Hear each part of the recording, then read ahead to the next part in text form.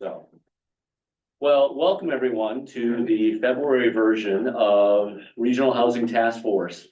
And my name is Jay Blake, and I apologize for not being here last month, but that's okay.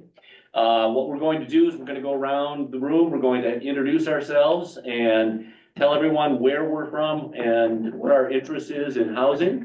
And then we are going to talk to the wonderful people online, find out who they are and who they represent. Then we are going to have our presentation this afternoon from 3J Consulting. So why don't we start here on my left? Robert St. Clair, City Canna Beach. Thank you, Robert. Robert is our DJ. He's got all the beats moving today, and he's doing all the tech work for us. I'm Jay Blake. I'm the county's planning manager, and I tend to share duties with Alyssa Gertler as the MC for today. Steve Sokolowski from the City Canna Beach. Jeff Flory from the City of Seaside. Steve Wright, Seaside Mayor. Barb Knopf, Canna Beach Mayor. Eric Ostrander, Canna Beach Councilor. Paul Mitchell, Vice Mayor, Warrenton. Alyssa Gertler, Clatsop County Housing Manager. And we have some people in the back. Let's start over here in the far side. I'm John Lansing, a field rep for Representative Cyrus Germany, your House of Representatives. Great, thank you for being here. Next, over here. Hey, Tiffany Taylors. Hi, Tiffany, you want to come up and sit at the table? You can. I can. Okay. Yes. I might. Because we're going to talk about you today. Well, and then we have some a special new guest. Yes. John Roberts, City Historian. Great. Newly. All right. Great. Hey, our community development right there. Hey. All right. Yes. And Amanda Perrin, All right, we need to move all of you up here and get everyone at the table here. This is like a special day. All right. Now let's go online. Let's go online here. Deanna, introduce yourself if you would, please. Deanna Hammond. Oh, Deanna Hammond, Cannon Beach City Councilor, and this is Kitten. She just got home late last night, so excuse my appearance. If I have to put myself off video, I need to tend to her. All right. I'll be here. I'll be here listening, and any input I can give, I'll be happy to do so. Awesome. Thank you very much. Steve. Hi, everyone.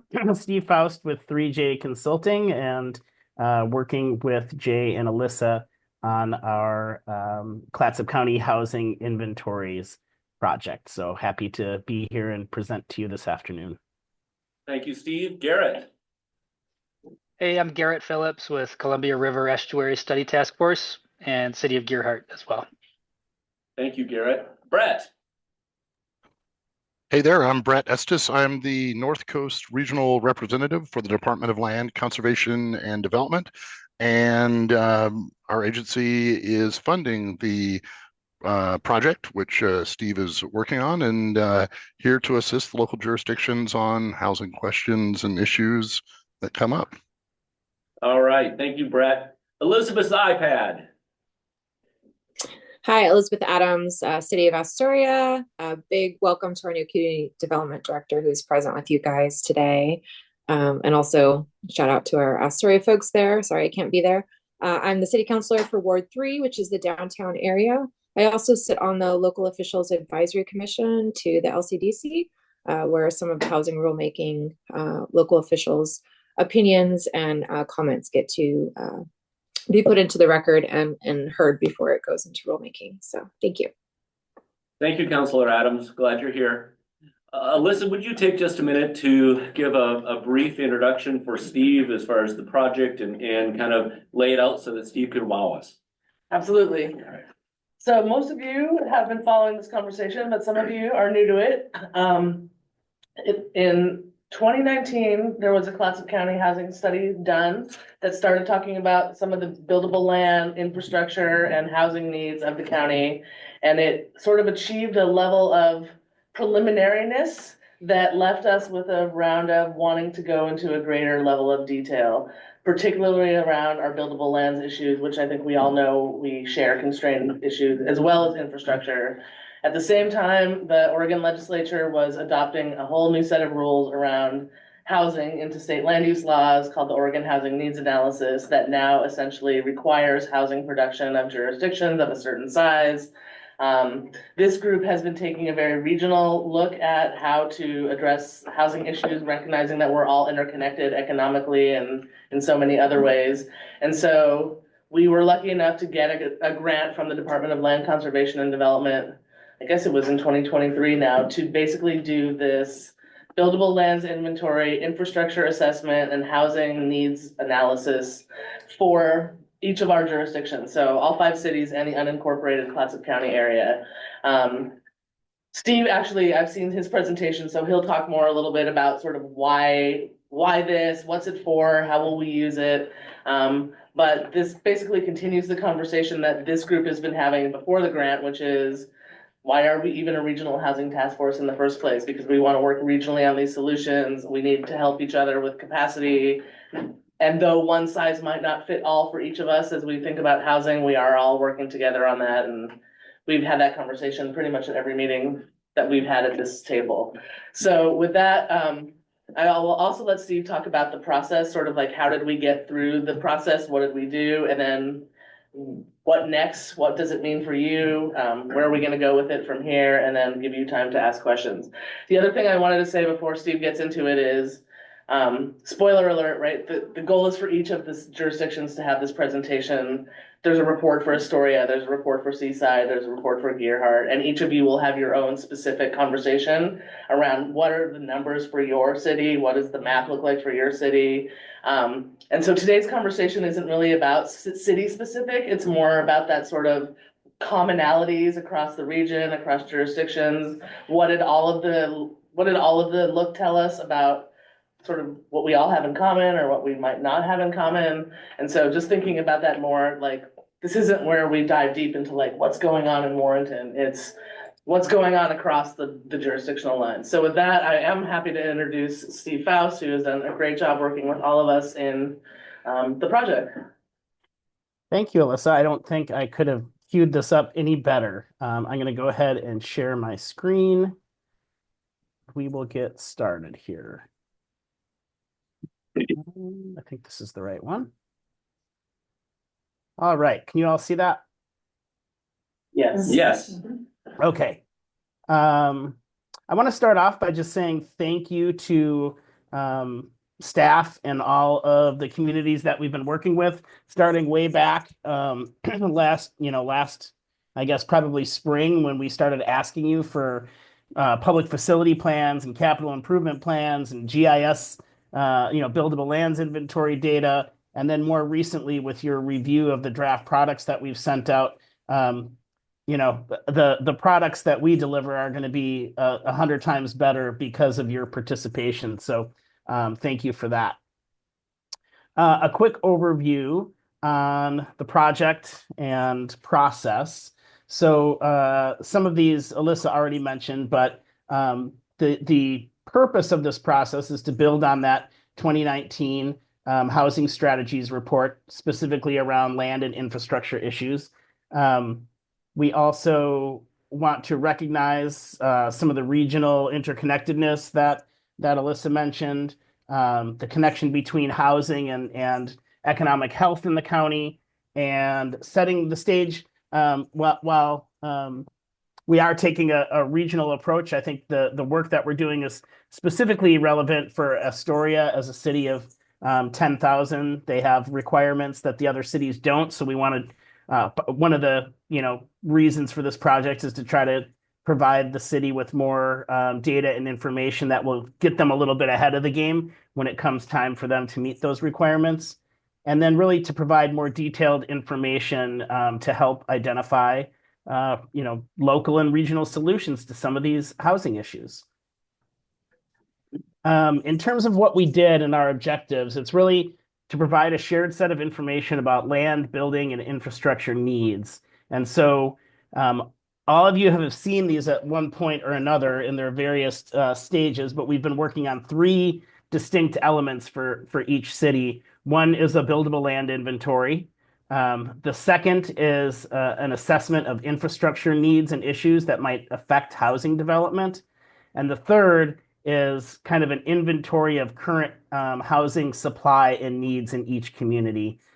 So I'll talk more about this at the end when we talk about process going forward, but each community, I think, has seen drafts of these three documents for your community at one point or another. The other piece that that took place was we did have a virtual meeting with each community to do a little bit of ground truthing on some of the information that's included in these draft reports. And eventually, when we get to the final reports, there'll be a cover memo of sorts that really distills down some of the information from these three reports into findings. So that's the one piece that none of the communities have seen yet, is that kind of executive summary cover memo that incorporates some of the conversations we had with each community and some of the takeaways from these three studies.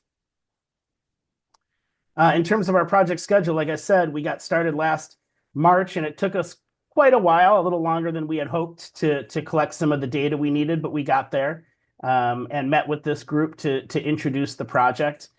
From August through about January, we were working on those three reports that I mentioned. We also did those interviews with staff, and then we met a second time. I don't remember exactly what month it was, but in the fall, I think, to present some of the results of the buildable land inventory work that we had already completed. Here we are in late February at Taskforce Meeting 3. We're scheduling meetings to present information to whether it's your planning commission or your city council or a joint work session. We're in the process. Some are scheduled and some are to be scheduled. And then we'll have those final reports out in the April-May timeline. All right, well, I'm going to start with the buildable land inventories. The purpose of BLI, for those who aren't familiar, is really to look at the amount of developable land that a community has available for future housing within their urban growth boundary. And we, as with all these studies, we did this for the 5 cities and then for a number of the unincorporated communities in Clatsop County.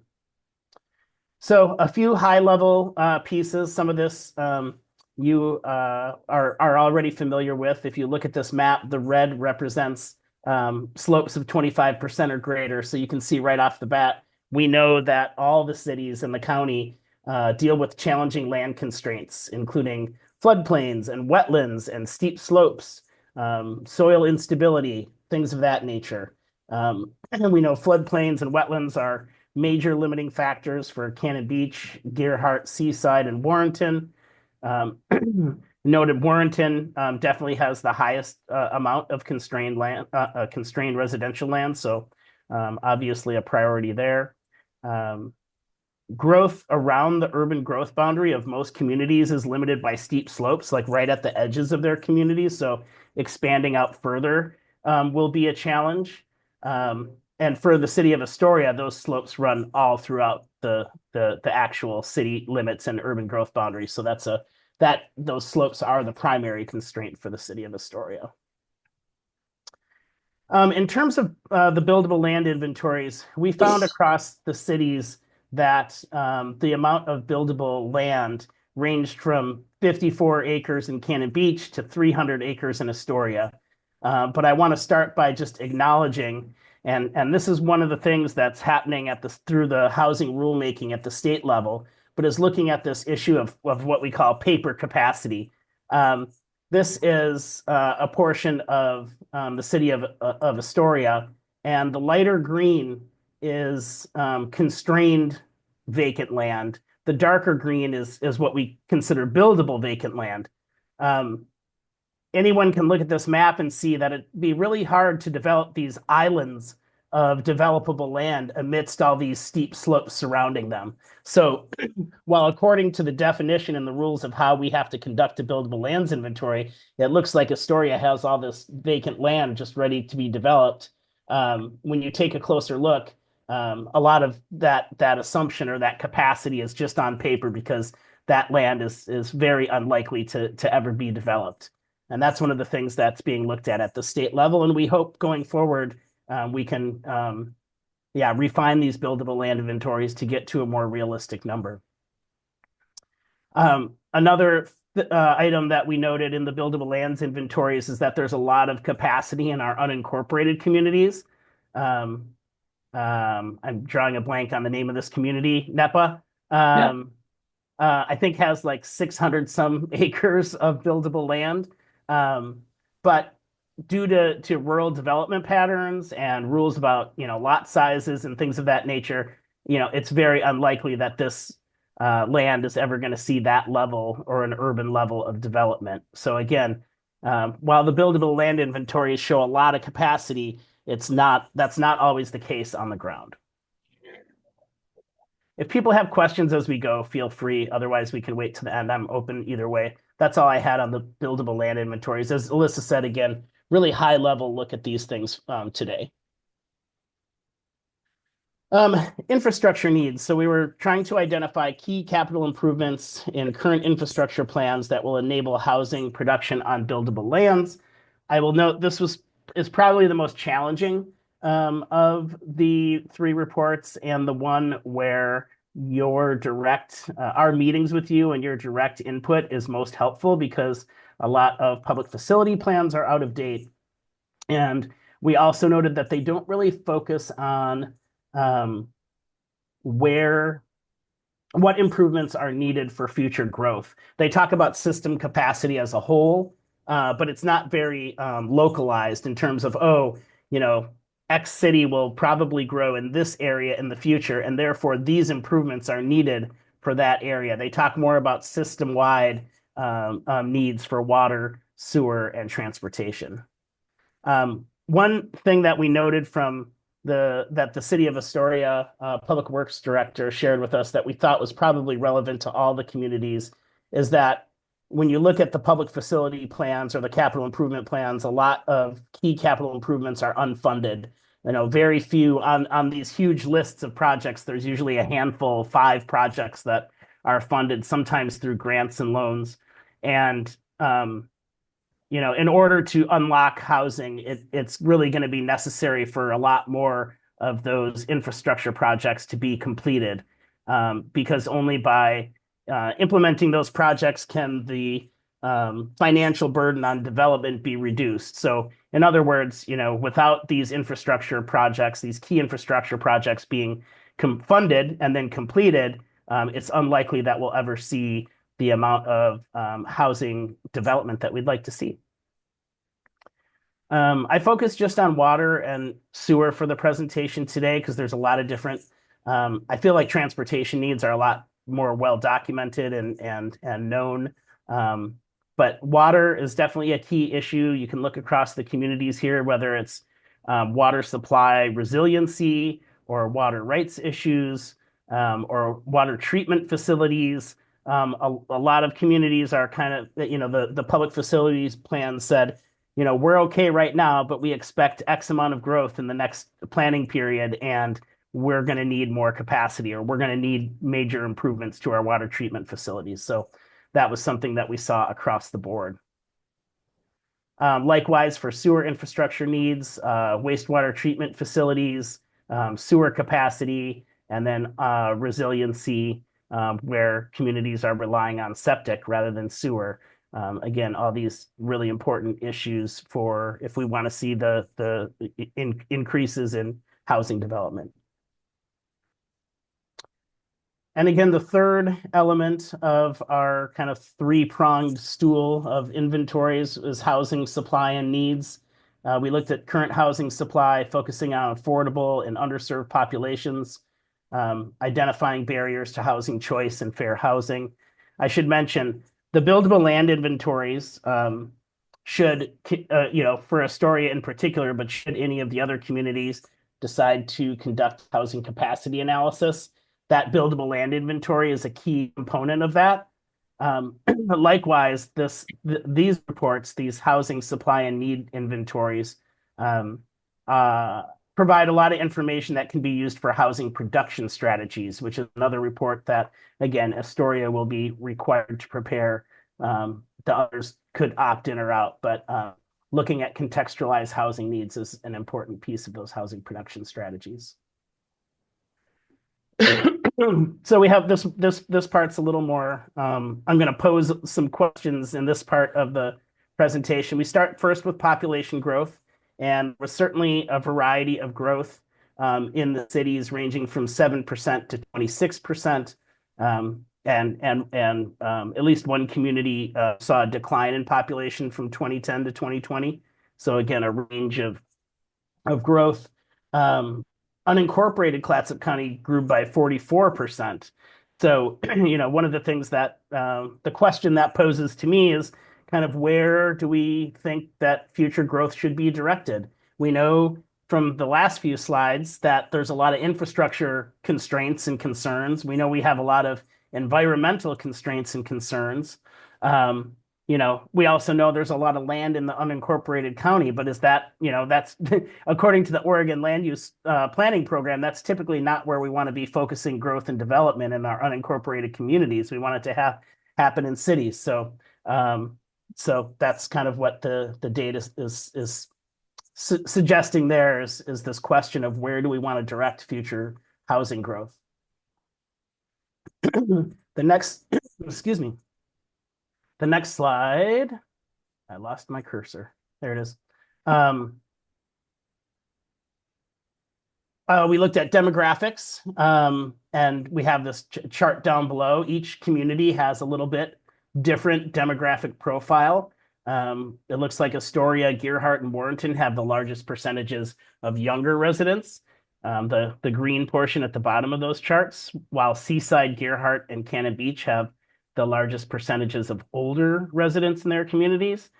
So with these differing demographic compositions, begs the question, what types of housing and what location, again, of housing might be needed to meet these different populations? What type of housing do some communities need for families with children, while other communities might be thinking about what kind of housing do we need so that our community members can age in place? What single-story housing or smaller housing types.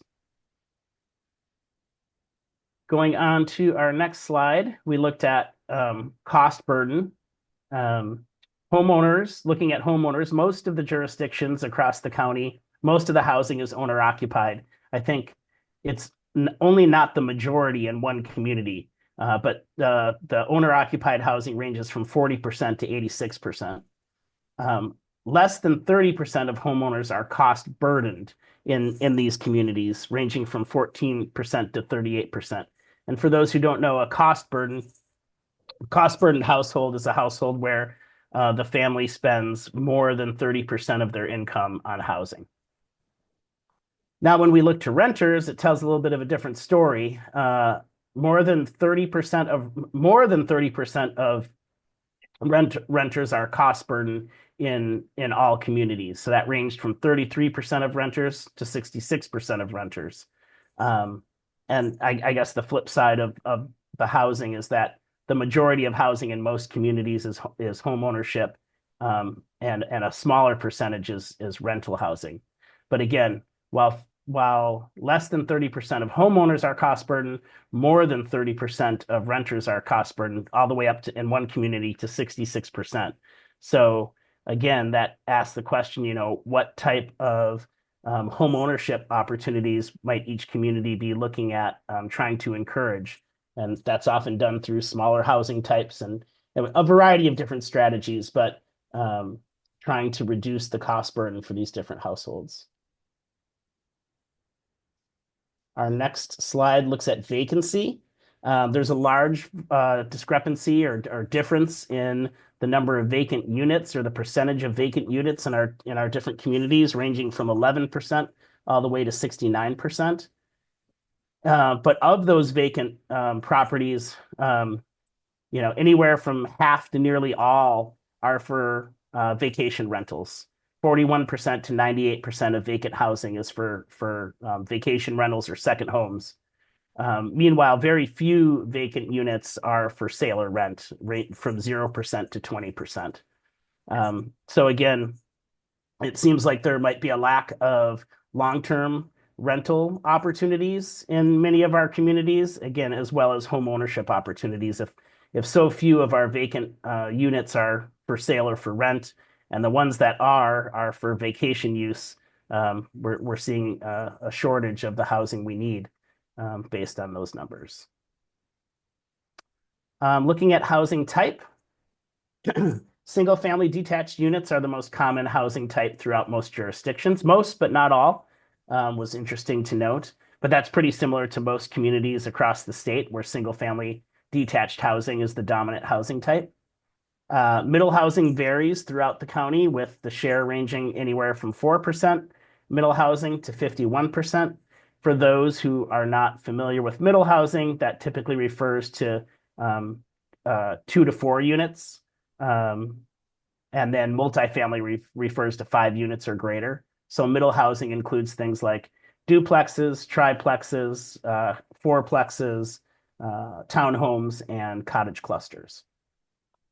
And then multifamily housing is by far the least type of housing seen in each jurisdiction, ranging from 3% to 20%. So, again, in terms of what questions this raises, what types of housing do we need to be investing in and encouraging in our communities? It looks like there's definitely a good supply of single-family detached housing, but not so much in some of our communities for middle housing and certainly for multifamily housing. And then we looked at some of our needs in terms of our demographics. Just interesting to note for some of our underserved populations, most white households own their homes, 88 to 93%. This is much higher, much is probably an understatement, than for Asian and Hispanic households. Those are all under 6% or less. All jurisdictions in Clatsop County have a higher rate of residents with disabilities compared to the state as a whole. So thinking about accessible housing and ADA compliant housing is something that jurisdictions should be thinking about. And then, interestingly enough, I did not realize this. I had to double check to make sure it was accurate, but Clatsop County has the highest rate of houselessness per 1,000 residents when compared to all other counties in Oregon. I'm probably not telling you all anything that you're not aware of, but that was news to me. So again, I think these are all, either directly or indirectly related to the previous slides, the housing types that we have and the affordability issues, et cetera, kind of lead to these different outcomes. So that's the information that I have to present to you today. I'll just talk briefly about next steps. So again, we appreciate you all reviewing the draft documents, the 3 that we sent to each of you, and appreciate your comments and edits so we can refine those and make sure they're as accurate as possible.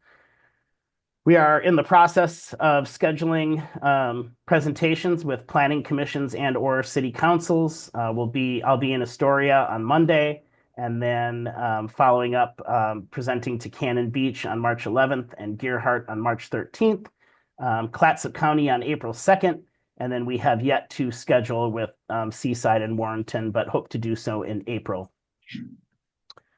And with that is the presentation. And happy to answer questions and happy to see you all just engage in conversation about some of the findings and implications of the presentation. Thank you. Steve, thank you very much. One of the questions that I had, and maybe it's a little early to ask this question, but were there any huge surprises, anything that you saw that you didn't expect, something that, other than the houselessness numbers, was there anything in this data set that was like, wow, a wow moment for you? I don't know. I think the big takeaways, I think the buildable land inventory issues are just much, the discrepancies between what I think is real capacity as opposed to paper capacity in your coastal communities is just much greater than in other parts of the state. Like, it's not unique to see some of that in any community, but just due to your location and the geography of Clatsop County, I think the discrepancies are just much greater. So that's something to look at. I'm not someone who's my planning work doesn't focus on infrastructure, but certainly the significance of infrastructure constraints and projects and needs and the funding that's needed to complete those projects is, I don't know if it's unique. It might not be unique to Clatsop County, but it certainly shows, in the conversations that I've been having at the state level, and others are participating as well. I know Alyssa, and I heard the counselor from Astoria. I think there's an understanding that infrastructure improvements are really needed to unlock a lot of this land for housing, and that's going to be a key component, I think, of moving from what is built, in quote unquote buildable land to actually development ready land, and what are the improvements that are needed to get this land development ready. Steve, Yeah. Steve, I think that was a critical point that I noticed in my read through on these documents was the difference between the paper capacity and what on the ground is really likely going to happen. So I think that was a point well made there. Yeah, and that was reflected in the conversations we had with staff in each community as well. And we kind of knew that going in. I mean, even Astoria, where we've spent a fair amount of time, Tiffany's been helping with comments and edits on the buildable land inventory. I think when it comes time to do the housing capacity analysis, hopefully rulemaking gives the city more options to really get that to a more realistic representation of what land is really buildable in that community. So I'm hoping that when it comes time to do that housing capacity analysis, that there'll be some new guidance or rules that will help those inventories better reflect what's actually buildable. Thank you, Steve. Any questions? Yes. Paul. Yeah, so Steve, Paul Mitchell with Warrenton, just a couple things. The first one being talking about the average size lots. For instance, we were started having conversations in Warrenton about decreasing lot size. I know the state is having conversations about buildable land use and how do we readjust for that. We've already started looking at taking a 50 by 100 foot lot and making it a 40 by 80 foot lot to be able to maximize, setting our setbacks, different locations, easements in different locations. Do you see that happening throughout the state? We've only seen this in few conversations, but it doesn't seem to be rolling. And then I have a secondary question. Do you want me to ask that now or? Let me answer your question first, or else I'll forget, and I should get a pen and paper so I can write down. And next time you can ask two in a row. Yes, we're definitely seeing that in communities across the state, and I think it's only going to increase because, but mostly for cities that are required to do housing production strategies. So I think that is a very low-hanging fruit for, so to speak, for communities when they have to complete the state mandated housing production strategies, looking at minimum lot sizes to allow smaller lots and smaller housing types. That's a pretty low-hanging fruit in terms of trying to encourage housing development. And I see Brett nodding his head. Brett, feel free to chime in on any of my responses if you have anything to add. Yeah, Commissioner Mitchell, I would say that, that is something that, if the city of Warrenton wanted to, do that work themselves, that's something to be looking at. And I think that's something to be looking at as we start moving forward with housing grants this next summer. We're going to be going through a whole new set of grant application processes for communities to apply for housing code assistance, probably early summer. We have some monies which have been allocated DLCD in our yearly budget, but also there's an ask before the legislature as well, which we may see some additional funding that if Warrenton's needing some grant assistance to do some of that code work, it's something we could be talking about. First, we got to get a planning director, but once we find that person, I'm sure we'll do that. The second follow-up question, and I appreciate that, Brett. See, is that you talked about the land that is in the unincorporated area. Of course, in Warrenton's case, you talk about the downtown. It's basically all one.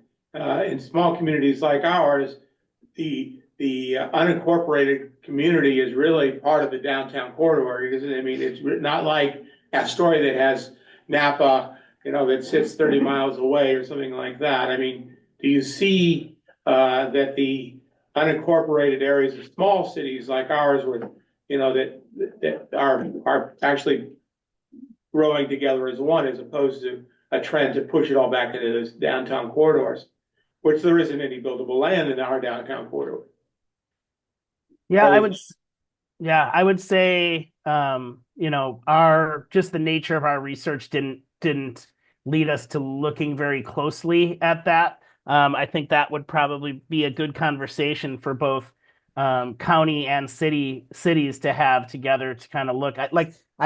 We've been doing these a little bit separately at this point. We are going to pull some big picture observations into a report for the county when we're all done. But I can't say that I've looked at the unincorporated communities relative to Warrenton or any of the other cities, but that seems like a topic that's ripe for discussion. If I could add to that, Commissioner, Alyssa and our GIS have been working on trying to pull together where are all the houses being built, and so we're trying to graphically In the unincorporated area. in the unincorporated areas, we're trying to graphically show the areas where we've seen building happening over the last 5 to 10 years, and that may get us another picture that I think relates to what you're talking about. Thank you. Yeah. Well, I do think it plays into the larger buildable land question for really each of you, which is where are you gonna build any housing? And so, some of you have talked about you might need to expand your UGB or you might need to do a land swap. And I think frankly, each of you has a similar question about which is the land that actually is gonna be the land we can develop anything on. And so I think you're just bringing it up from another angle, really. Yeah. Other questions here or online? For Steve? For Brett? Wow. Crickets, Steve.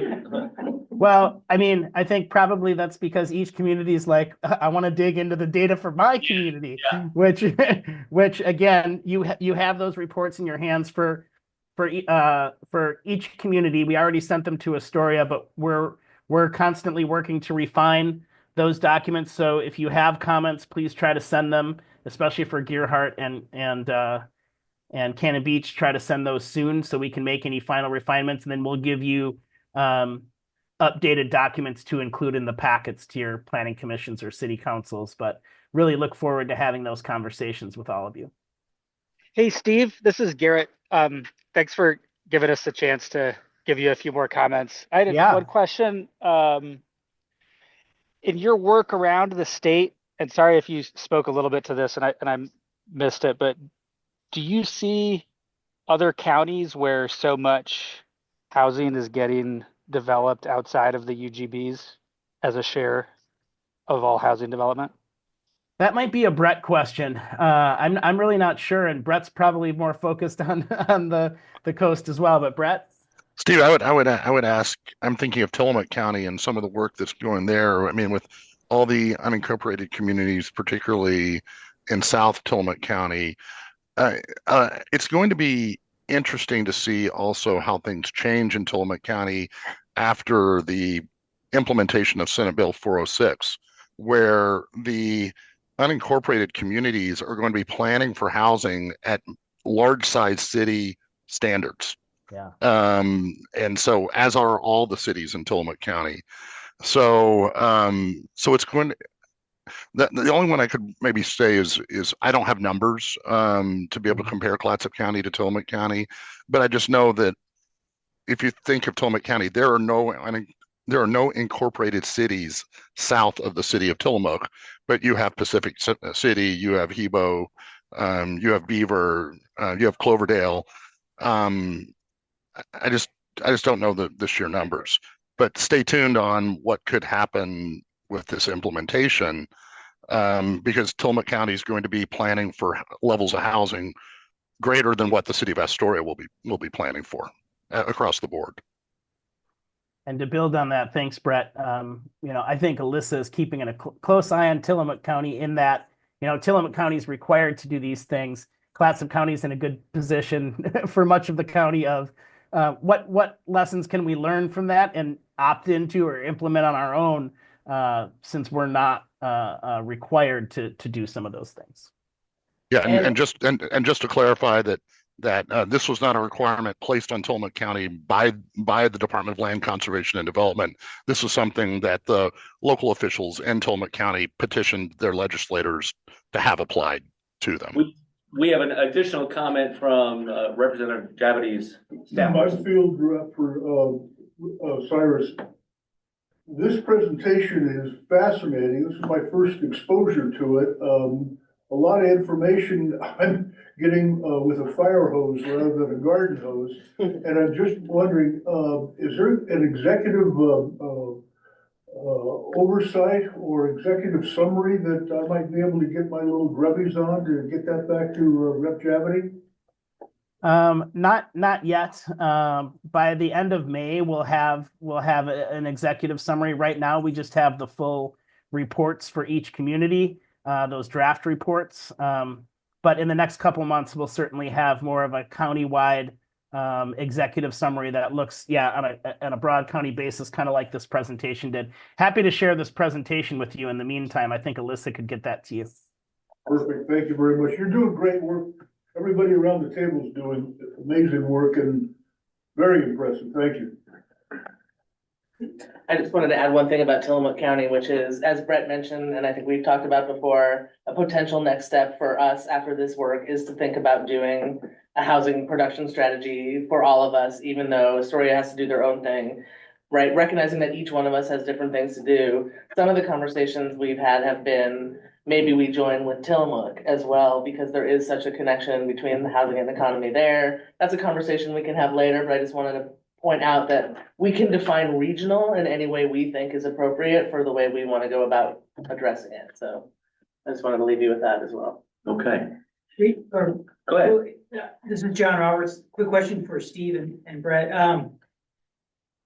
The last couple of years, really busy at the legislative level. Is there any bills active now that would change the shelf life of this study or the assumptions or knuckleball or curveball to all this session? Not anything that I'm aware of. It's tremendous. There's some refinements to like Senate Bill 1537, but it's really kind of some clarifying. But I'm not aware of anything that would change anything drastically. This is really just data at this point for the most part. My understanding is just DLCD, given the timeline for doing this, that you already have a decent runway. And if you needed to say, we need another year, or we want to do it sooner, that it's really a conversation between the city and DLCD. Okay. Anything else for our presenter? Steve and Brad and everyone, thank you so much. I do appreciate the information, and I know that as we get into the data, there's going to be more questions and there's going to be more discussion. So I certainly hope that we can continue working together on this. Thank you, Jay. I hope these reports do lead to discussion and aid discussion. That's their purpose. So thank you all. Yep. Thank you, Steve. All right. Anything else, Alyssa, you want to add to that? No. Okay. Let's go ahead and move on to the B side, or the secondary portion of this, and that's the part that I'll be highlighting for you this afternoon. My work at Clatsop County has included a significant amount of work on a program called the Economic Opportunities Analysis, the EOA. And I've been to each of the city commissions and had an opportunity to present some very broad overview of some of the findings. I've narrowed down that presentation to housing and the impact that housing has on our economy. I hinted at it when I talked at Astoria, and I hinted at it when I talked at Cannon Beach, but this is really one of the major pillars of what we need to try to accomplish here. Without housing, the economy isn't going to go anywhere. And it's like a vicious cycle. It's an eddy that we're in. We can't build housing because we don't have enough workers to build housing, that they don't have a place to live. So we're circling the drain somewhat. And so we got to find a way to get out of that. And so the presentation I'm going to give is going to talk about three things. One, where are we at in the EOA process? We're getting close to the end.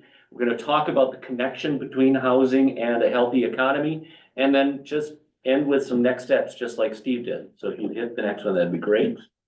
Very general findings. Our unemployment rate for Clatsop County and most of our municipalities are right around the state average. We hover at about 4%. That's about where the state average is. Our unemployment rate took a huge hit during COVID because of the types of industries we have. It was very much a much more drastic drop in our employment than it was across the state.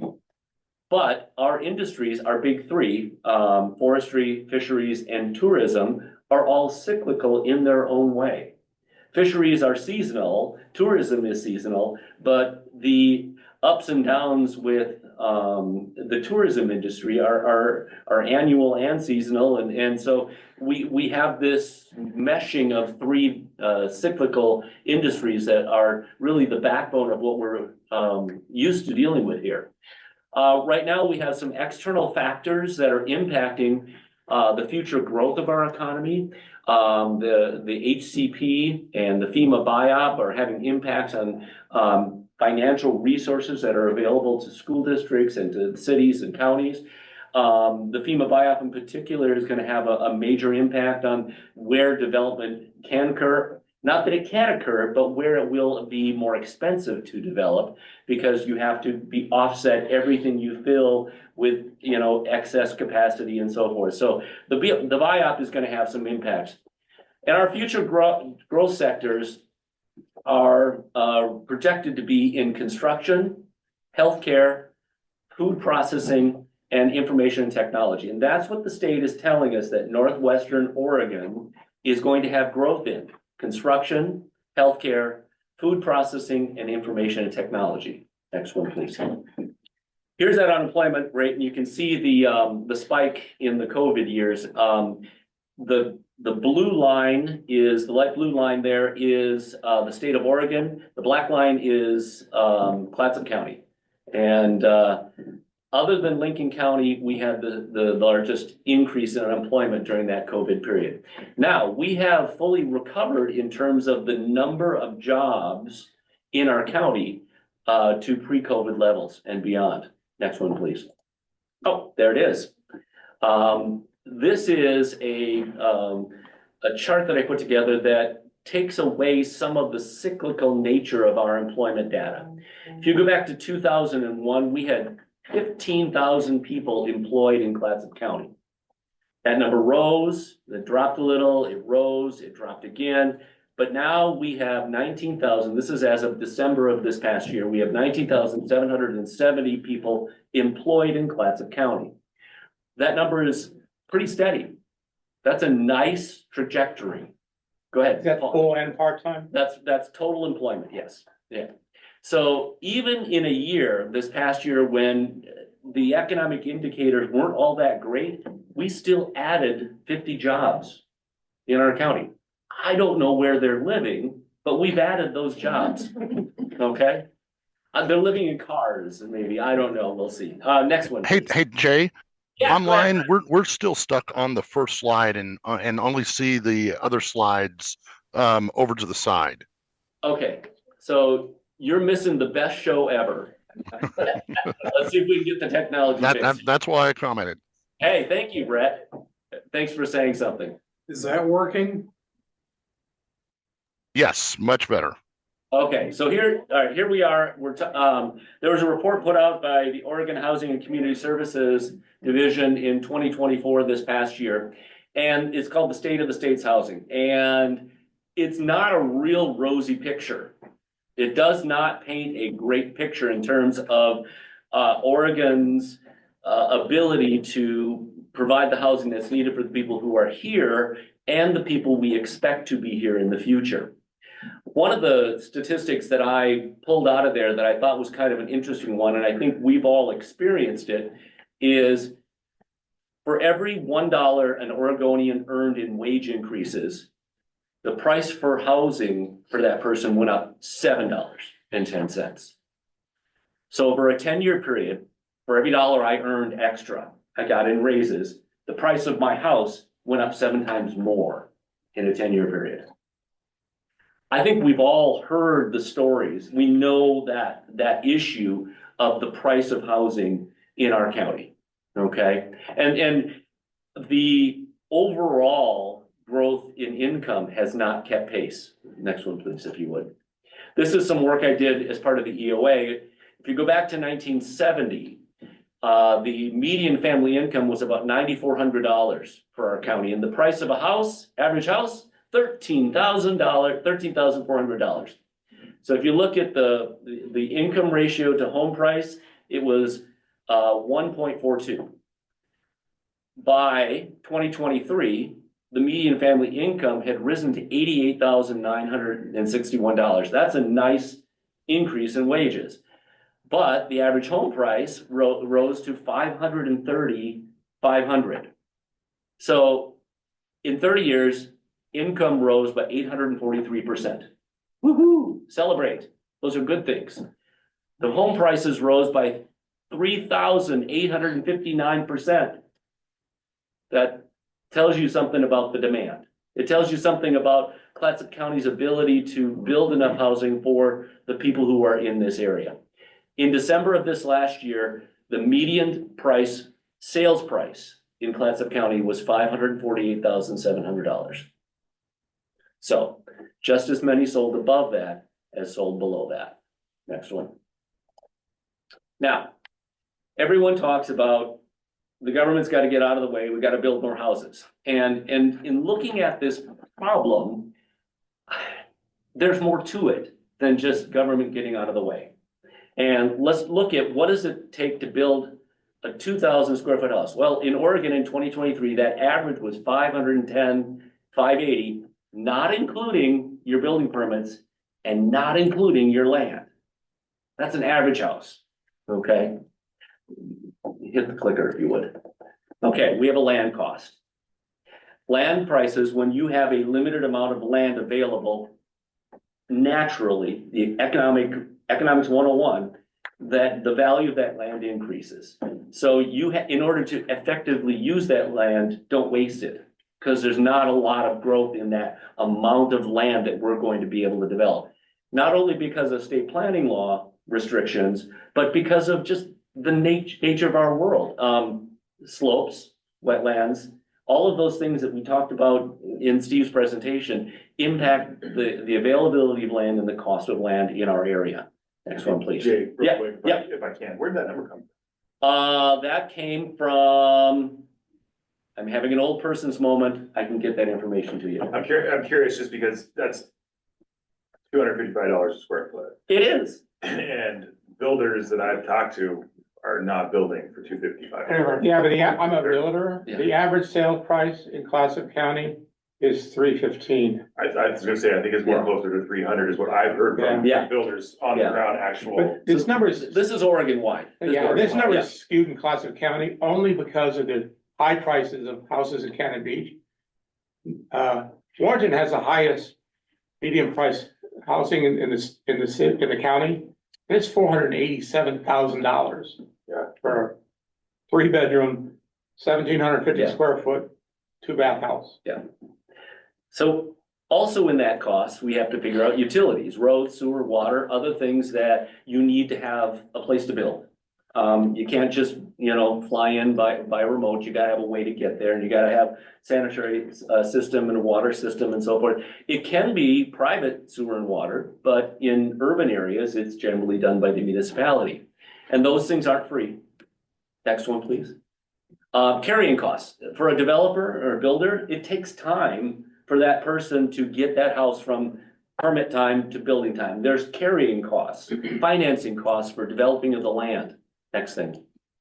All of those nasty permits and fees.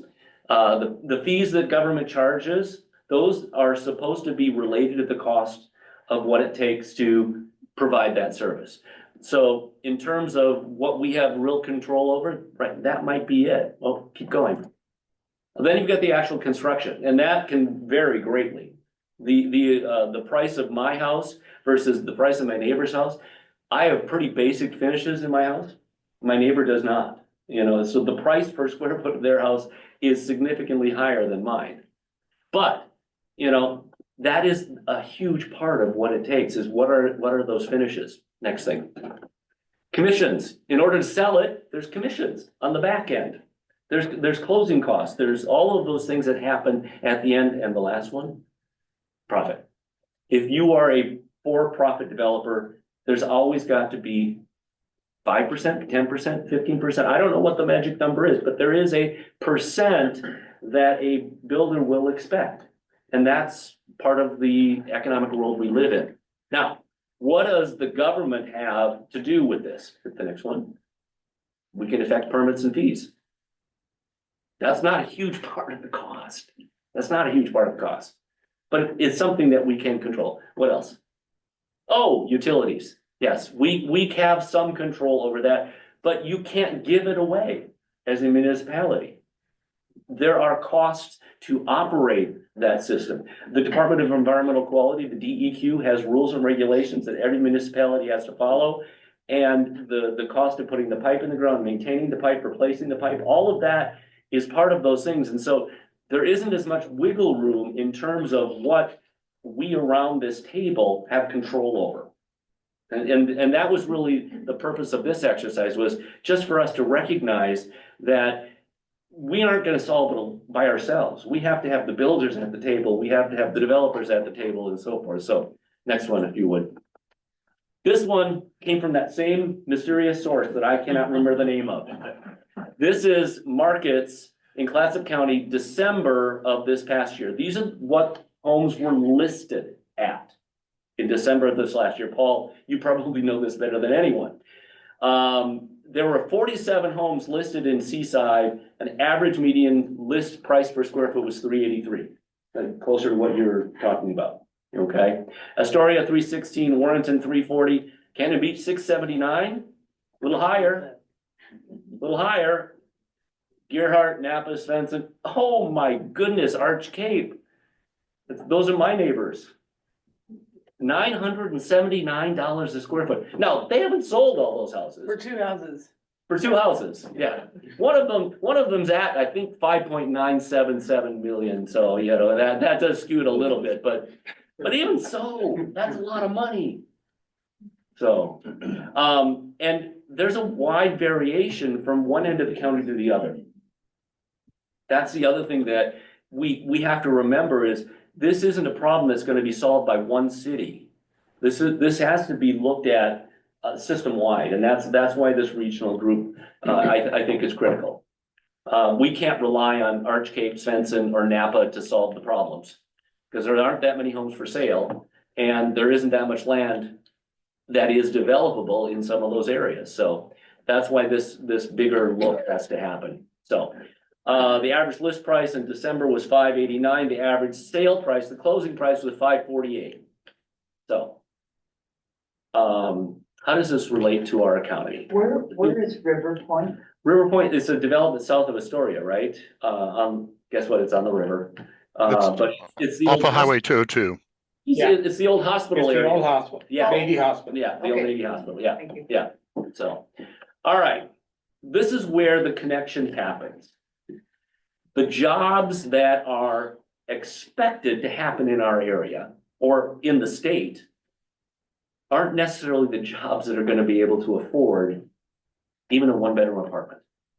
So this report said 14 out of the top 20 jobs expected in the next 10 years in Oregon are not on their average salary going to be able to afford a one-bedroom apartment.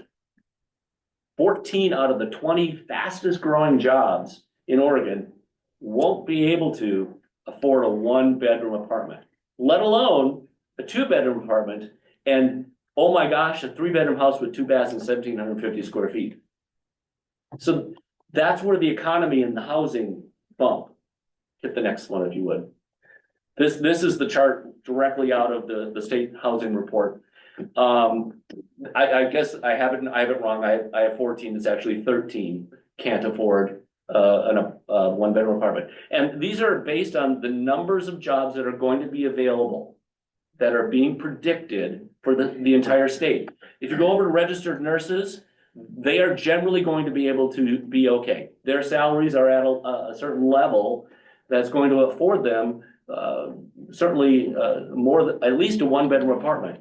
But let's go down to the middle. Let's look at medical secretaries and administrative assistants. They are just below the ability.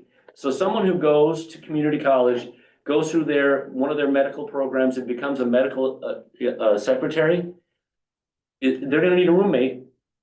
So we need to think about, one, either the cost of the housing or the salaries or the types of jobs we really want to have happen in our area. Not that these are bad jobs. That's not the judgment here.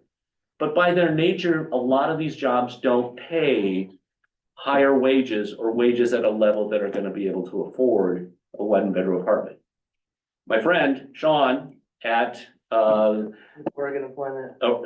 Thank you, Oregon Employment. He helped me out. He did this specifically for our area. So if you hit the next one, there we go.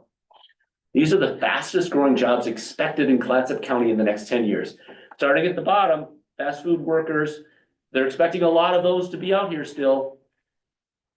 17 out of 20 are not going to be able to afford a one-bedroom apartment.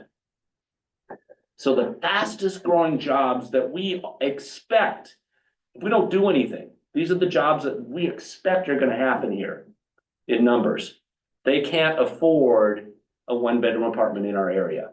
And what's interesting is these are not all tourism jobs, right? They're not all No. fast food, right? We're looking at healthcare jobs, education jobs, things that are actually serving. Maintenance, repair workers, food preparation, teaching assistants, some retail, cooks, personal service workers, janitors.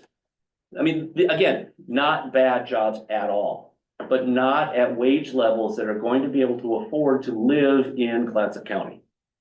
So this was my aha moment about a month or two ago when Sean was able to put this together for me. Next one, if you would.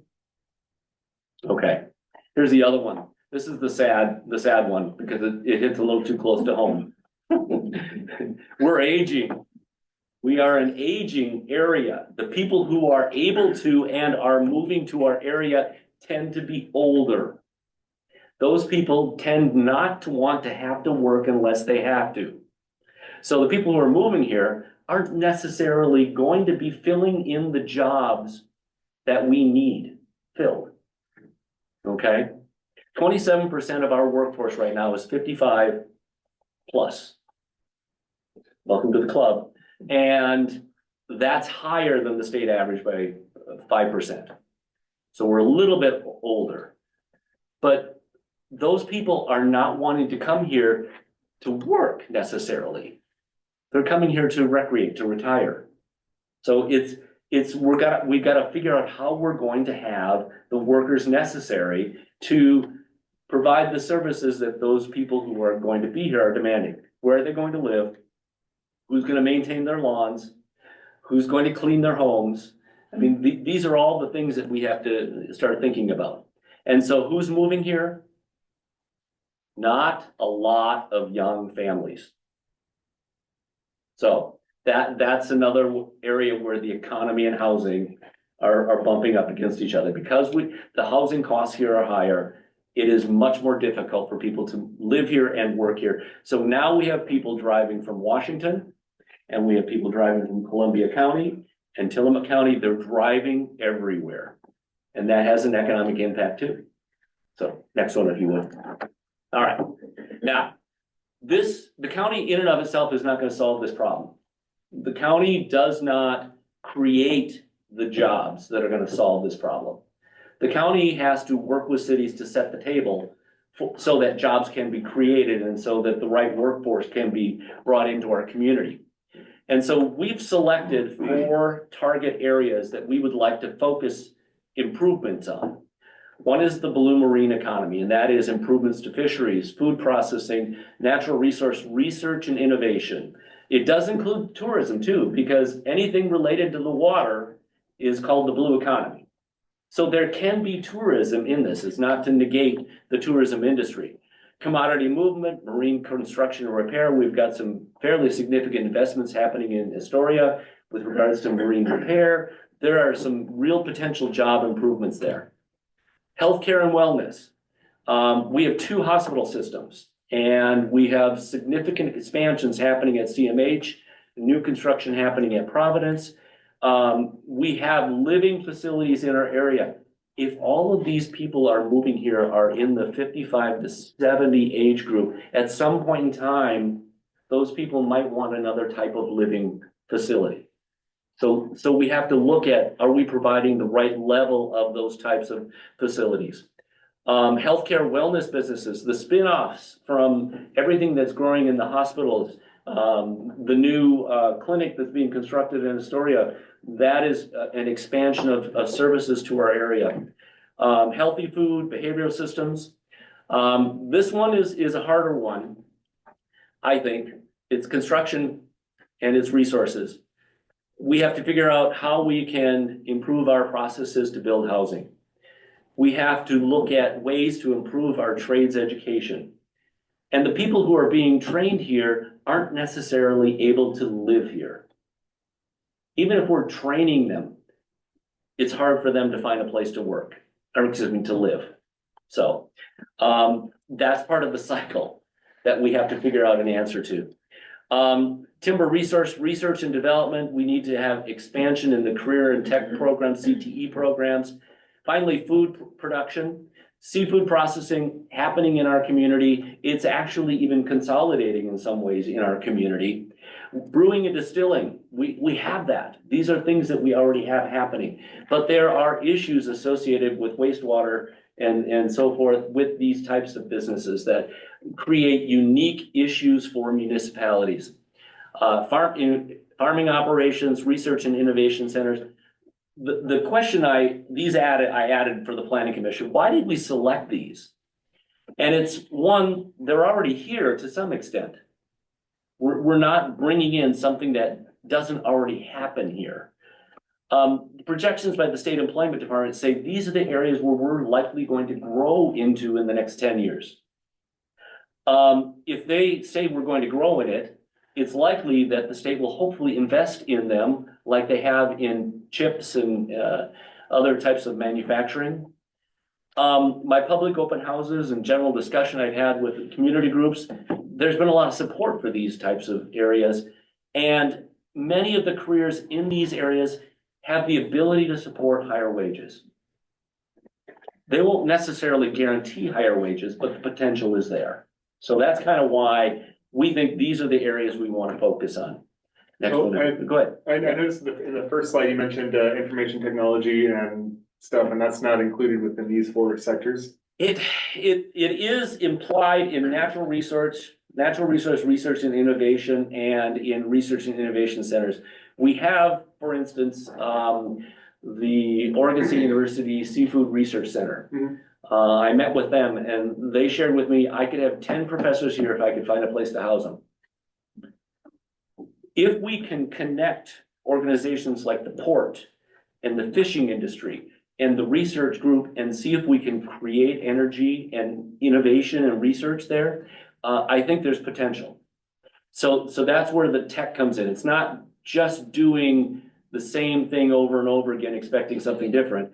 It's trying to find new ways to do it, new ways to improve it.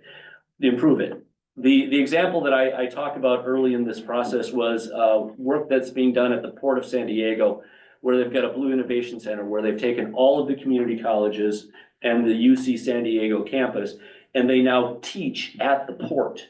And they're doing research activities for business at the port.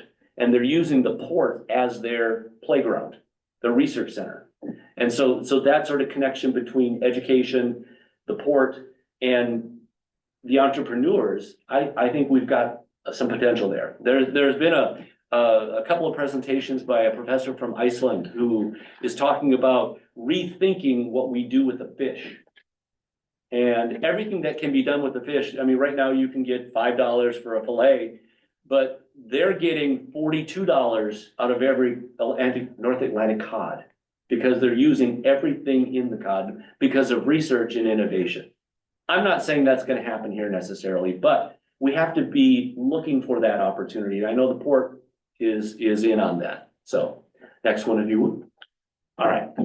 We have a public input process. We've got a planning commission discussion, which happened this past month. We have a board of commissioners work session. We're gonna do final revisions and public hearings coming up in May and June of this year. Please stay tuned. I will make myself available to any of your organizations if you want to hear more about what we're doing with this. So with that, I will close and see if you have any comments, additions. If there's some ideas that you think we've missed, I want to hear it. I'm very much into that. So anything from the group here? What's the price point for the one bedroom apartment that you're using? I think it was 1,400 to 1,500. So we're going to talk about that next month, aren't we? There we go. Yes, we are. So stay tuned for a little discussion on, are we building the right things? Yeah. Well, and Jay, didn't you bring this back here because sort of the question is, what are we gonna do about it? Yes. And it's sort of the same question that we have with housing, which is, there's a Clatsop County-wide question and answer, and then there's a city by city, jurisdiction by jurisdiction, sort of strengths and weaknesses, opportunities, challenges, whatever you wanna call that. And so I think part of what we've been talking about at the county is, so now what? Right, what does it take to actually invest in the kind of economic strategies, just like we're doing with the housing strategies?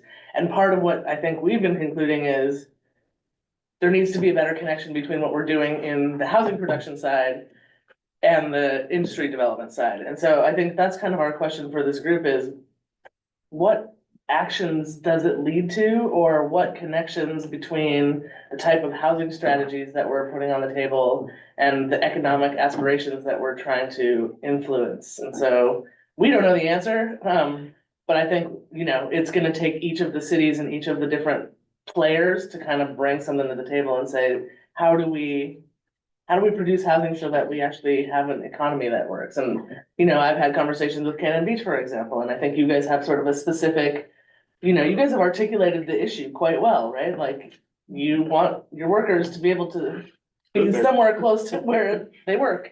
And so, for me, it's like, what does this mean for Cannon Beach? Well, you might not go all in on the blue economy, but you might take a piece of this and say, wow, we're really gonna focus on, housing for the workers in these employers or these industries. And so I just wanted to ask you to talk more about, like, what do you think this group can do about this? Thank you. Nice tee up. All right.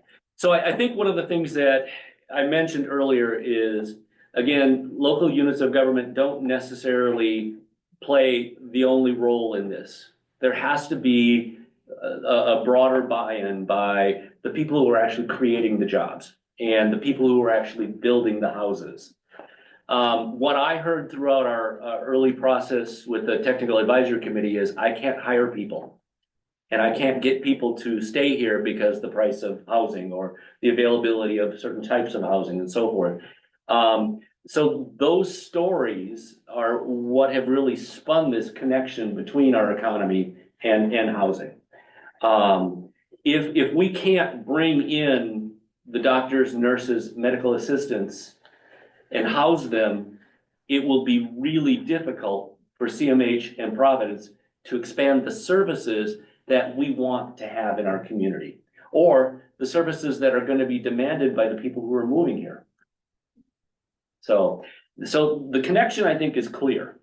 And from my perspective, I don't think any one of us are going to solve the big picture here, but it's going to take a concerted effort on the part of groups like the community college, the port, the chambers of commerce, CEDAR, the county board, elected officials. What can we do to make it so that business can expand in our area and developers can build appropriate housing? We're already at the county level talking about ways to streamline the review process for business expansions. Like, for instance, in many of our commercial districts, every use is a conditional use. in our commercial districts. You can't sneeze in the RCC district without going through a $1,200, 3 to 4 month process. And so we are already looking at, Gail and our staff, can we, if that use is a new business, but it's a similar use, can we just do an over the counter permit?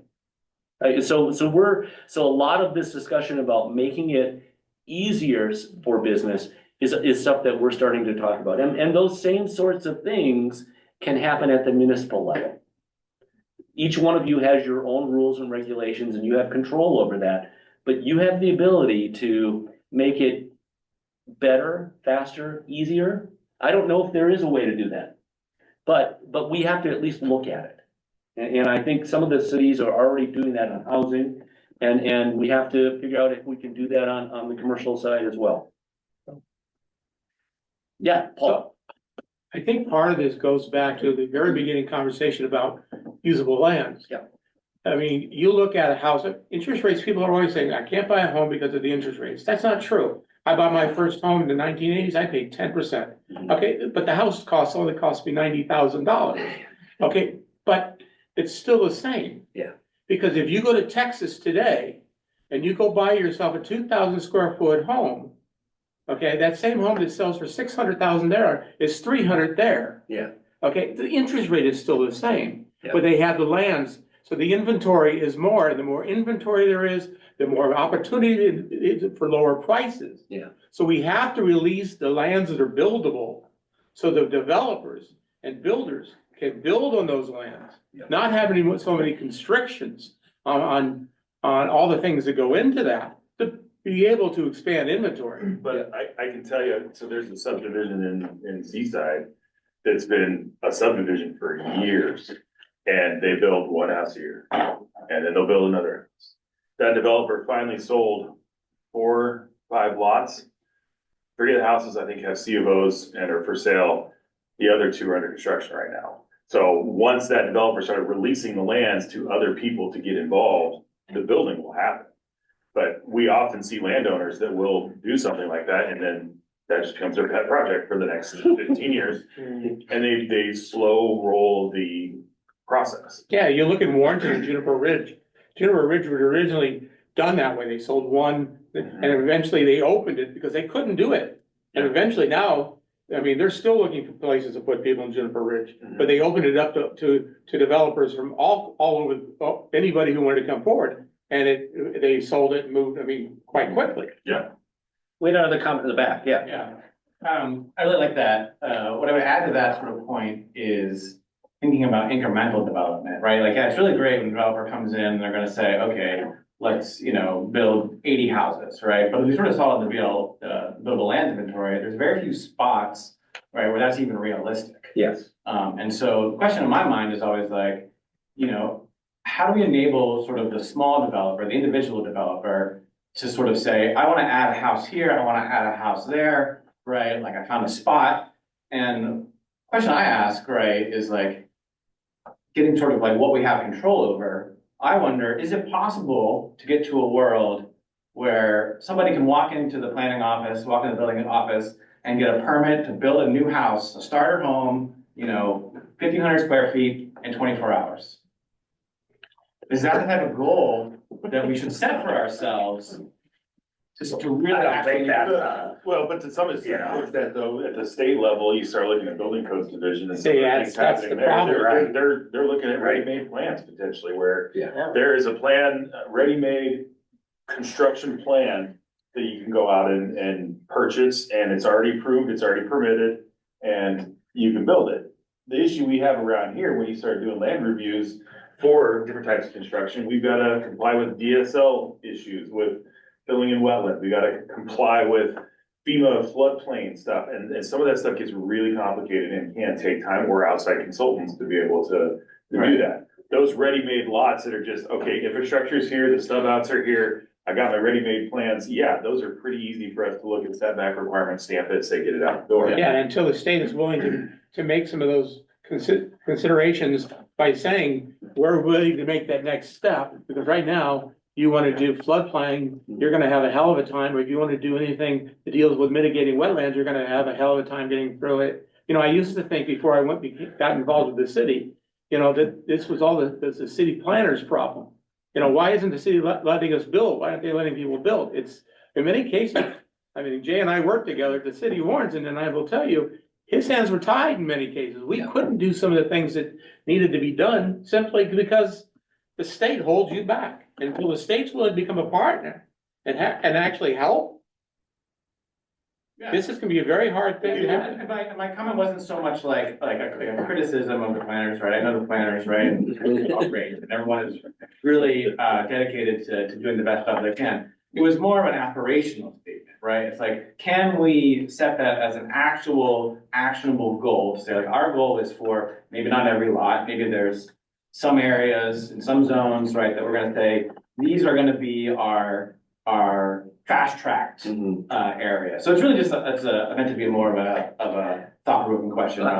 Which in my example, we have a ready-made subdivision, infrastructure's in, there's no land use constraints, it's flat, it's buildable, it's cleared. I mean, it's ready to go, but it's up to that landowner to release those lots to the market to be able to be developed.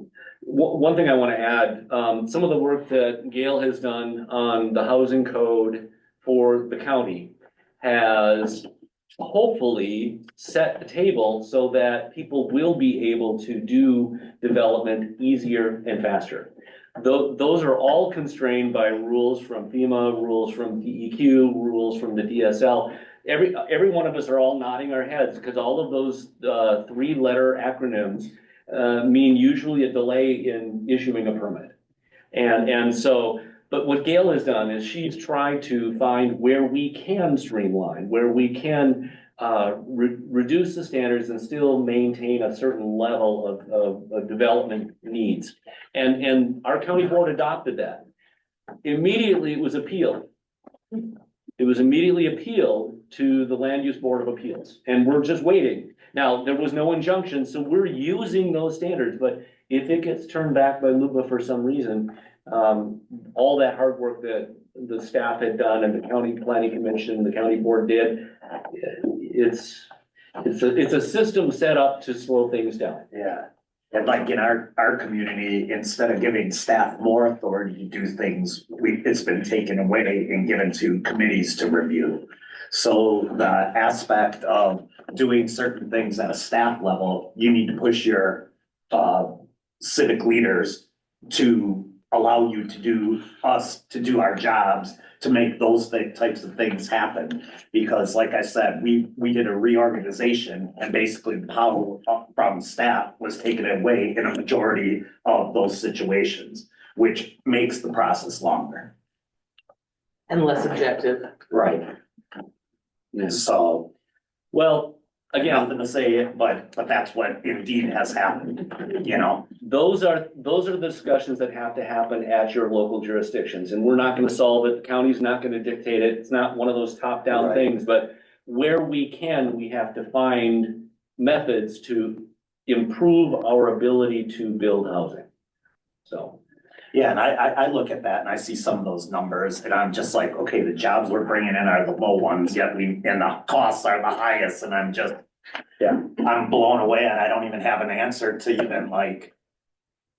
I think part of that is, that's why we're at the table as a group and you don't have to solve your problem alone. Is that between what we're trying to do at the county and each of our cities, we're hoping that as a group or as an entity, we can start to tick off those concerns. Yeah, one of the things we were thinking about with the work we did with 3J is the better the analytical information, the more strategic and targeted the solutions can be, right? And so sort of to Jay's point, like, where do we actually have control? Okay, we're all looking at our codes, we're all looking at our regulations, we're all looking at our processes, we're all looking at funding, we're all looking at infrastructure. And so I think between the economic work and the housing work, we've done a great job this year of defining our problem real well. And now I think what we need to do is start figuring out which solutions actually plug into the problems that we have that are appropriate for basically what we now know about our own communities, right? So, okay, we all have an infrastructure problem. What are the right solutions for that, right? And Steve was sort of hinting at some of them, like how do you guys get together and start taking buildable land and making it development ready? And I think that's an interesting question. And there's, frankly, there are a range of solutions that we can start getting to. And I'm hoping that that's kind of what we start moving into this year is based on what we know the problems are, what are the right tools we need to bring to the table and the interrelationship. So it's not just build housing for whatever we can, wherever we can find it, whatever the market will bear. It's how do we make sure that it's supporting our economy, or when there are economic investments that we're making very targeted housing solutions. So let's start moving to the solution part of the conversation. But you bring up infrastructure, which is a problem for all of our communities. And what's the one way to fund infrastructure? Through development charges.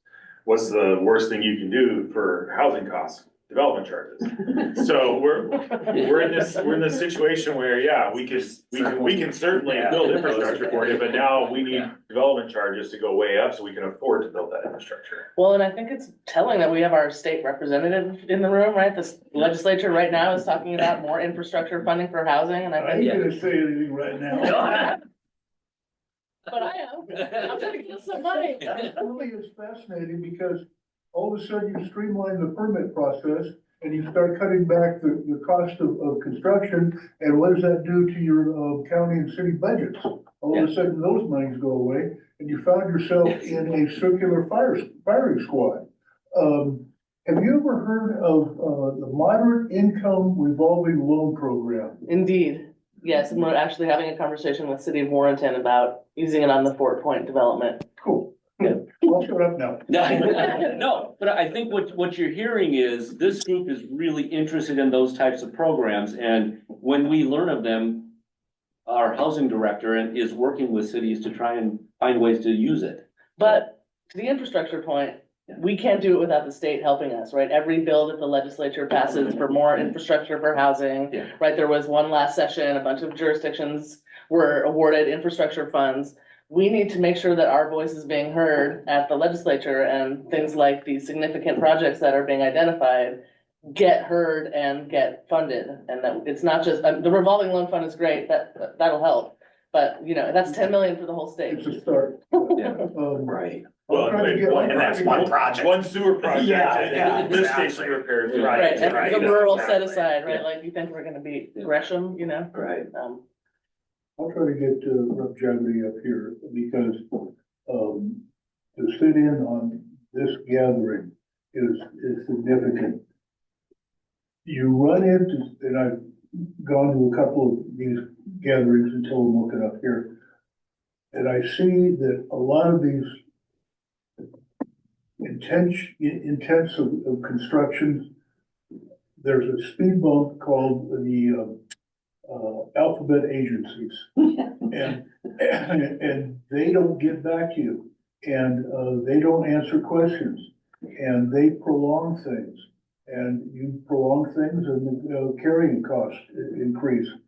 Many times, for instance, of the project in East Astoria, they just want it, they don't care what the answer is, they just like to have an answer so that they can proceed on it, because there's been a domino effect of funding from the state to a project that is in limbo, that is ultimately gonna create tax dollars, payroll taxes, income taxes, an opportunity for Job Corps kids to have a job, an apprenticeship at a community college, to have an apprenticeship, so that our youth, they don't boogie out of the community. And all of a sudden, they might be able to participate in these higher paying jobs, and they'll be able to rent a one bedroom for $1,800. Yeah. Thank you. Anything else, Alyssa, or anything from up on the screen?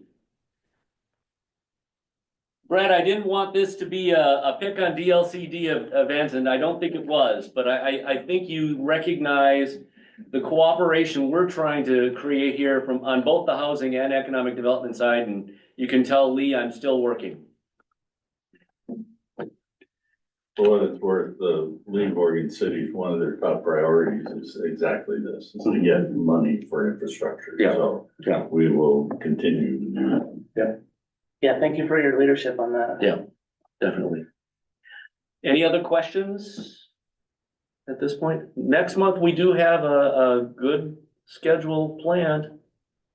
Bring popcorn, should be fun. I have a new idea to bring. Okay. I'll tell you guys. Yeah, so we're gonna meet again, the last Wednesday of March. It'll be the 26th. The 26th, yeah, it will. So, if you can join us, please do.